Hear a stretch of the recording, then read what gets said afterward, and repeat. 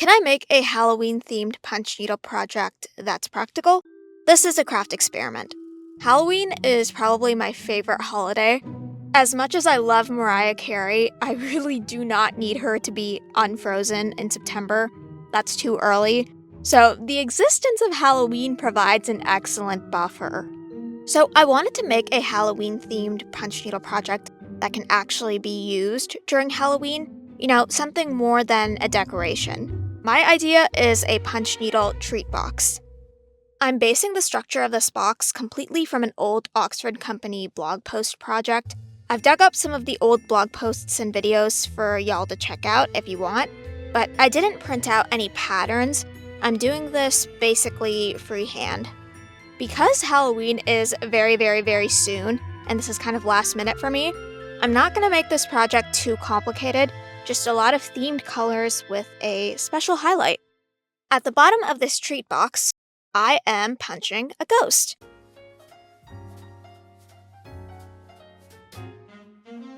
And those especially observant might be able to tell that I'm not using my regular white wool rug yarn for this ghost. This is actually glow-in-the-dark yarn. I bought it for $8 from Michael's, which is ridiculously expensive for such a small skein, but that's besides the point. The idea is that I can put out candies or other treats in here for trick-or-treaters, and in the dark, the ghost will be visible so that once the treat box is empty, you'll see the ghost and be like, "Oh my god, I ran out of candy, ooh, spooky."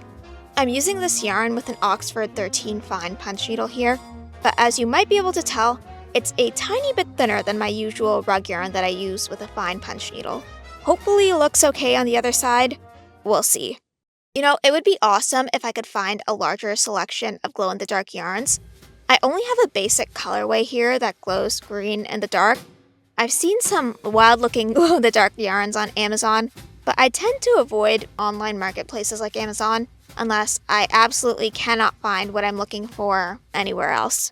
The rest of this bottom part of the box, I'm punching with just regular wool rug yarn.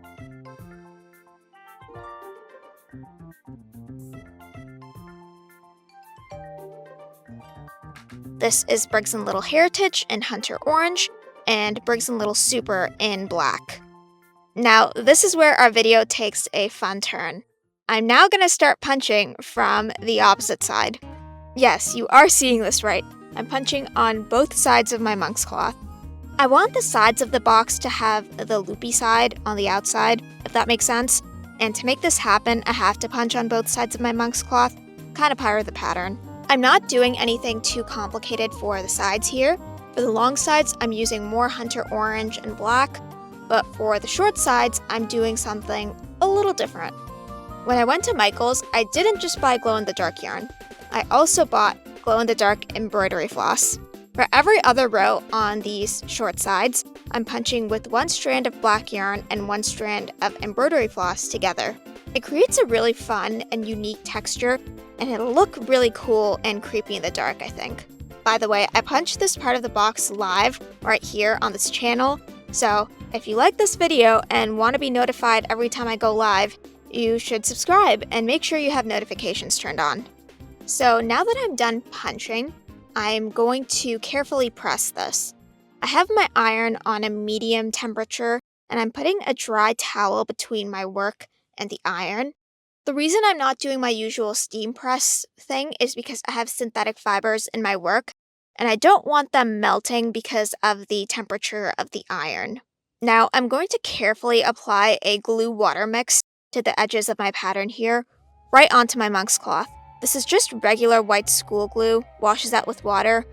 Basically, my mix is 1 part glue and 1 part water. I'm doing this because I want to seal the edges and not have them fray for what we're about to do next, which is constructing the treat box. So I left it to dry, and once it was dry, I cut along the edges of the pattern here. And we're going to construct this box by whip stitching. And what better way to whip stitch than with the glow-in-the-dark yarn we used at the very start of this project.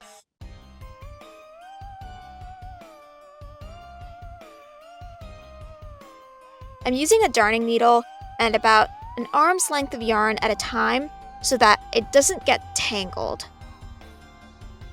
This is pretty advanced level whip stitching, so you should check out my video on punch needle finishing techniques if you're super unfamiliar with whip stitching and want a simpler, more tutorial style video.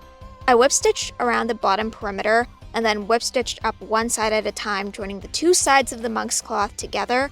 And once I joined every single side, I finished off by whip stitching all of the top edge. I actually wasn't sure about whip stitching with this glow-in-the-dark yarn. I was worried that it wouldn't really fit the theme, but honestly, it looks really cool. It kind of looks like bones, which gives off like a really cool, spooky Halloween vibe, which is exactly what I wanted, so good call from me. Now, apparently, I didn't know this until now, both the yarn and embroidery floss, they need to be charged. This is so silly. So this is how the project looks in normal light, and let's turn off all the lights.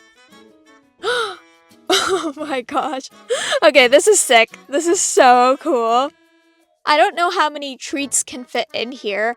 Certainly not enough for the number of trick-or-treaters that we get at our home every single year, but definitely a good amount.